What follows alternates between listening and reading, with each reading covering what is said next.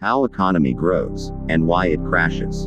To my father Erwin Schiff and fathers everywhere who tell stories to their sons, and to my son Spencer and sons everywhere, who pass them on to subsequent generations. Peter. To Erwin for the logic, Ellen for the care and support, Ethan for the enthusiasm, Eliza for the wonder, and Paxton for the home. Maybe one day we'll get the hearth. Andrew.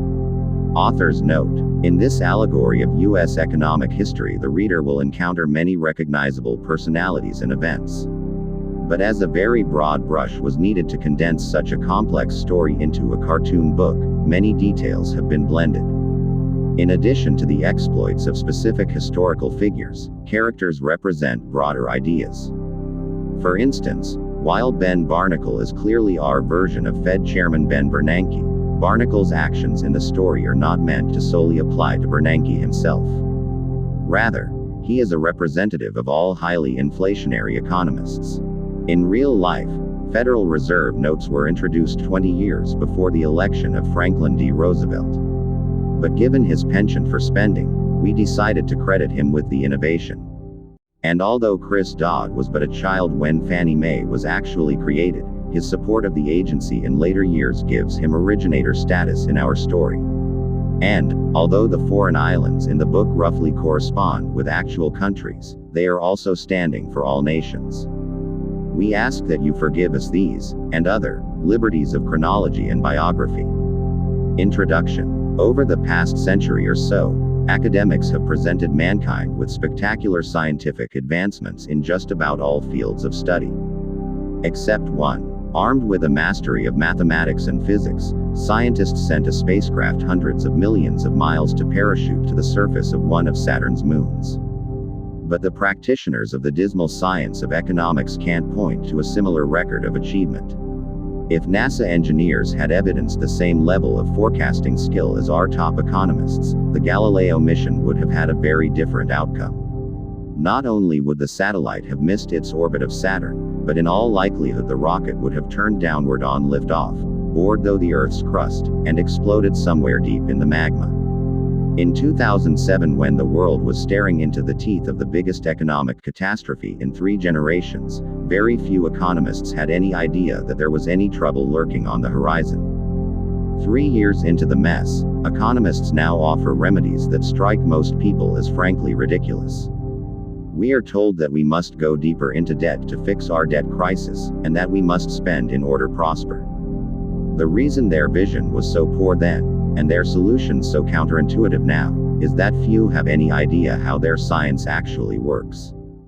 The disconnect results from the nearly universal acceptance of the theories of John Maynard Keynes, a very smart early 20th century English academic who developed some very stupid ideas about what makes economies grow. Essentially, Keynes managed to pull off one of the neatest tricks imaginable. He made something simple seem to be hopelessly complex. In Keynes's time, physicists were first grappling with the concept of quantum mechanics, which, among other things, imagined a cosmos governed by 2 entirely different sets of physical laws. One for very small particles, like protons and electrons, and another for everything else. Perhaps sensing that the boring study of economics needed a fresh shot in the arm, Keynes proposed a similar worldview in which one set of economic laws came into play at the micro level concerning the realm of individuals and families, and another set at the macro level concerning nations and governments.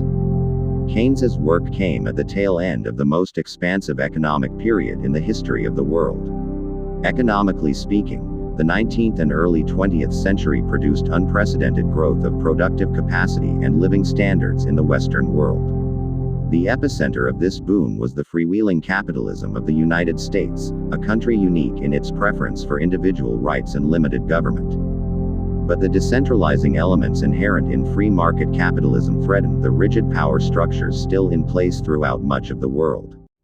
In addition, capitalistic expansion did come with some visible extremes of wealth and poverty, causing some social scientists and progressives to seek what they believed was a more equitable alternative to free market capitalism. In his quest to bring the guidance of modern science to the seemingly unfair marketplace, Keynes unwittingly gave cover to central authorities and social utopians who believed that economic activity needed to be planned from above.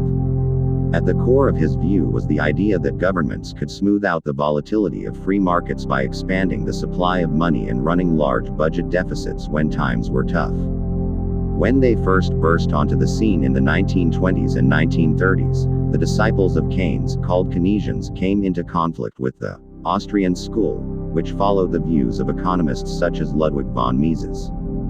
The Austrians argued that recessions are necessary to compensate for unwise decisions made during the booms that always precede the bursts.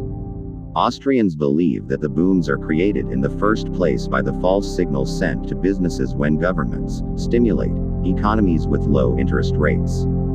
So whereas the Keynesians looked to mitigate the busts, Austrians looked to prevent artificial booms. In the economic showdown that followed, the Keynesians had a key advantage. Because it offers the hope of pain-free solutions, Keynesianism was an instant hit with politicians.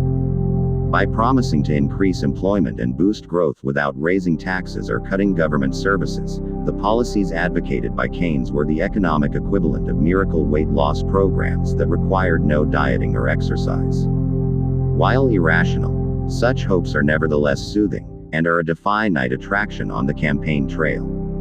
Keynesianism permits governments to pretend that they have the power to raise living standards with the whir of a printing press.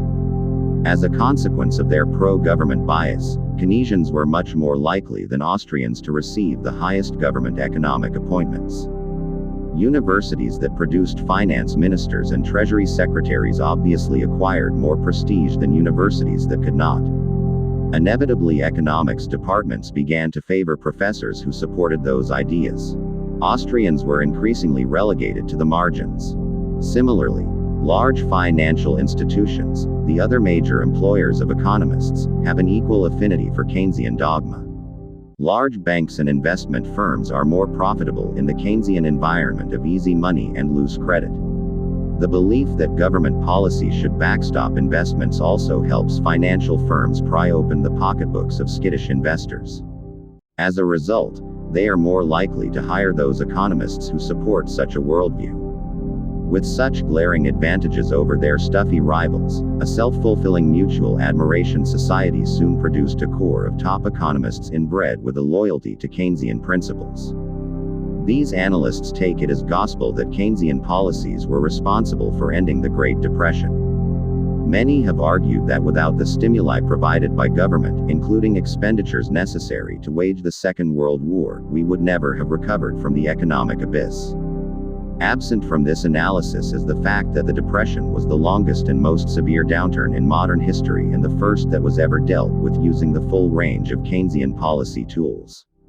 Whether these interventions were the cause or the cure of the Depression is apparently a debate that no serious economist ever thought was worth having. With Keynesians in firm control of economics departments, financial ministries, and investment banks, it's as if we have entrusted astrologers instead of astronomers to calculate orbital velocities of celestial bodies. Yes, the satellite crashed into an asteroid, but it is an unexpected encounter that could lead to enticing possibilities. The tragicomic aspect of the situation is that no matter how often these economists completely flub their missions, no matter how many rockets explode on the launchpad, no one of consequence ever questions their models. Most ordinary people have come to justifiably feel that economists don't know what they are talking about. But most assume that they are clueless because the field itself is so vast, murky, and illogical that true predictive power is beyond even the best and most educated minds. But what if I told you that the economic duality proposed by the Keynesians doesn't exist? What if economics is much simpler than that? What if what is good for the goose is good for the gander? What if it were equally impossible for a family, or a nation, to spend its way to prosperity?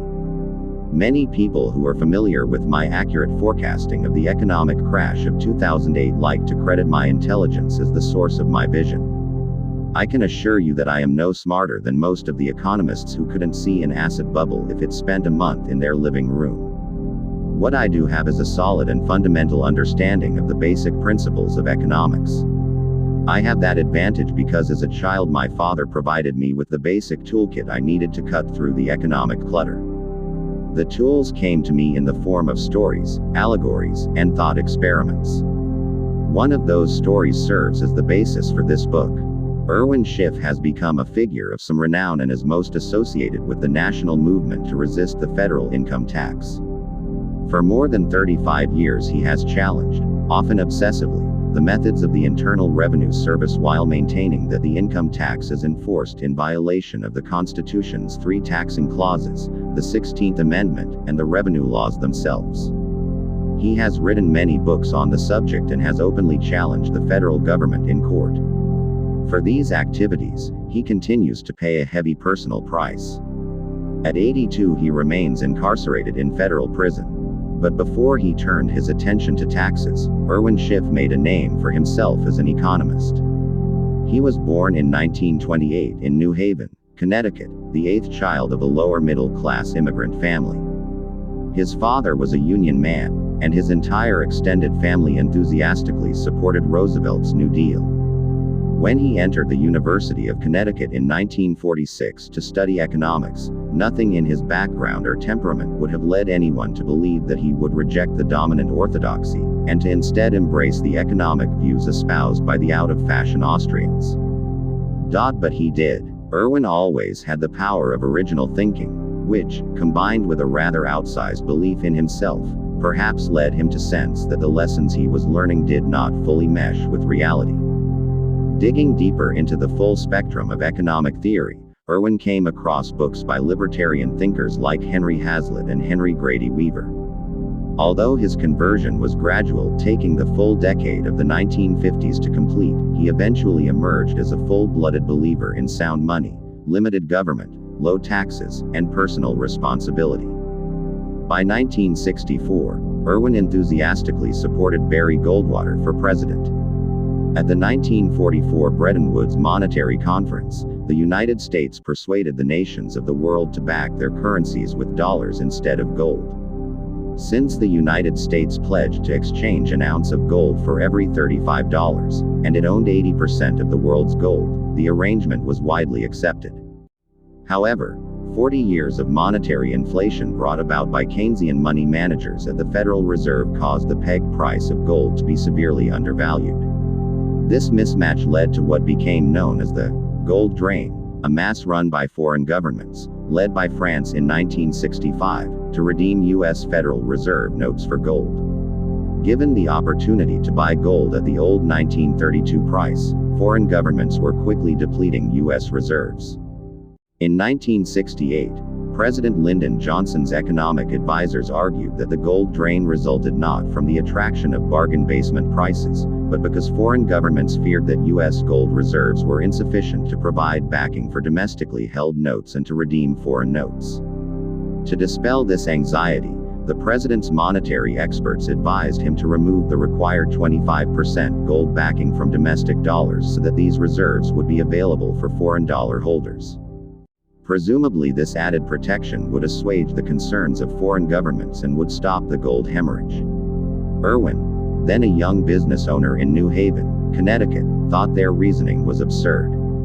Irwin sent a letter to Texas Senator John Tower, who was then a member of the committee reviewing the gold issue, explaining that the United States faced 2 choices: force down the general price structure to bring it in line with the 1932 price of gold, or raise gold to bring it in line with 1968 prices.